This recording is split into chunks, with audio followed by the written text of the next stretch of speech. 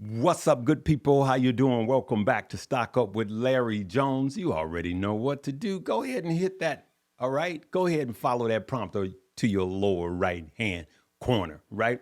All right, and if you have not hit that bell, then you're not getting all the notifications, right? We're going to talk about the stock market. We're going to talk about the government shutdown. We're going to talk about a little crypto. But before I do that, man, you guys shut it down. You guys shut the whole website down. I'm talking about the live webinar that's going to happen this Sunday.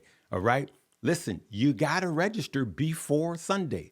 You guys came and flooded it so fast. You shut the site down. It was back up in minutes, so it can handle all of you guys that are going to miss out. I'm going to have my notepad out, okay? We got Chris Sane, Keenan Grace, and myself. I'm going to have my notepad out after I get through with my portion. I'm going to be taking notes, okay? So make sure, go ahead and click it. I'm going to provide a link there, and if you missed that, it will be the top link below in the description, and I'll pin a comment, all right? So let's get right into it. Government shutdown, all right? White House says federal layoffs are imminent. Guys, we already know. Dog and pony show. The Dems get on TV and they blame the reps. They have a press release. And then the reps, they're Russian. They have a press release also. And then they blame the Dems, right? So they're blaming each other. But all of them on government payrolls. They get government health cares. All of these bills and stuff that's helping us. You know, we got all of these workers, hundreds of thousands getting furloughed, coming to work. Yeah, Larry, they're going to get paid. Yeah, but they coming to work without the pay, all right? But you know who's coming to work with pay? Our government officials. They're coming to work with pay. So it is what it is. You guys can take allegiance to all of this crap. That's why I'm an independent. And somebody said an independent means Republican. No, it don't. And somebody else right behind that said independent means Democrat. No, it don't. But anyway, guys, we gotta put pressure on our politicians. And I mean the one that you voted for. Put pressure on them. Their job is to serve you. All right, let's get right into it. All right, so listen, look at this. S&P, in spite of the negativity of the government shutting down, look what happens. S&P rises to new record, reversing earlier losses as traders bet on short-lived shutdown. Short-lived shutdown. So you and I, investors, we're calling their bluff. We're saying you guys have played this stupid game so many times that we know you're going to reverse it. And you know why they reverse it, good people? I'm going to tell you why they're going to reverse it and get it together. Because this is the only time when their own constituencies get, or their own voters, the people that put them in office, this is the only time where they put pressure on them, which you should. So don't just put pressure on the other guy, put pressure on the guy you voted for, and then government will work. All right, so let's look at it. We see that the S&P, just like we just forestated, is up 25 points. Look at that, 6,700 for the S&P. You guys remember? They were saying that's going to be a year-end number, 67. Tom Lee said 67 like 9 months ago, and they told him he was crazy. Well, bing, we're there. It's October. Good people, this is the first day of October. And look at it. Bam, we're there. Then what happens? The NASDAQ is up almost 100 points, 94. Look at that. So that's what I'm talking about on a day of a government shutdown. Wow. Just wow. All right. So listen, I want you guys to listen to this gentleman as he talks about what the wealthy is doing with their money. So what are you seeing and your team seeing from the American economy? Yeah, well, as you know, we're looking, Brian, at 242 million Americans across trillions of signals. It's a tale of two cities. The wealthy are spending more and everybody else is not.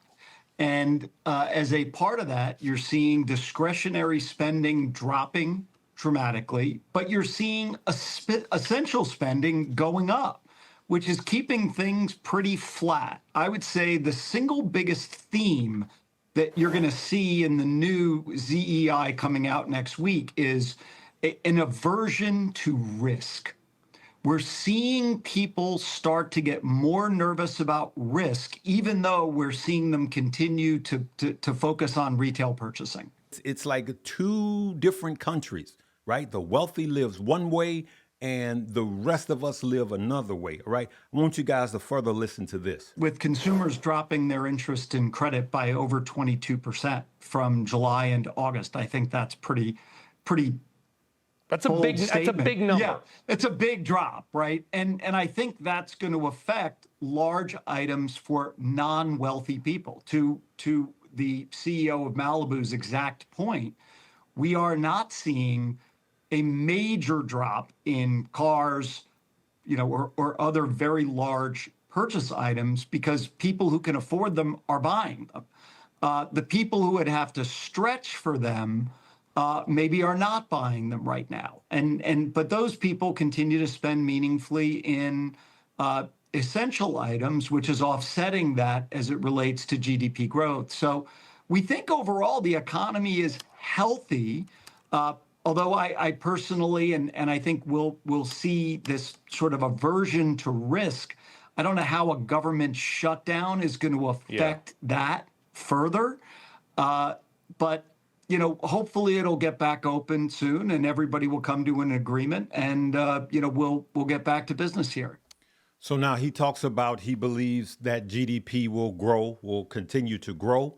And I could see that. And if GDP continue to grow, gross domestic product, then the stock market can continue to grow with, or should I say, along with GDP. All right. Let's switch over to crypto right quick. Let's look at the crypto bubbles for the day.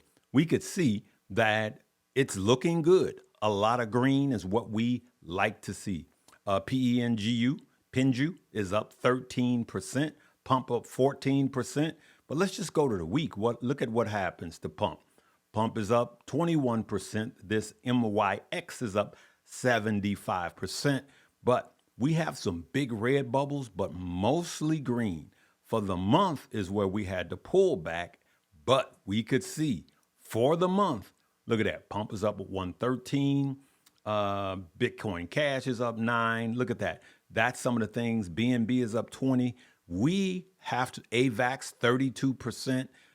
So we can see that as it pertains to Bitcoin, we're seeing strength in the altcoins. They haven't taken off yet, but we do see some strength in the altcoins, should I say. Look at that. Bitcoin up 117. We needed to go up. But remember yesterday we were flat.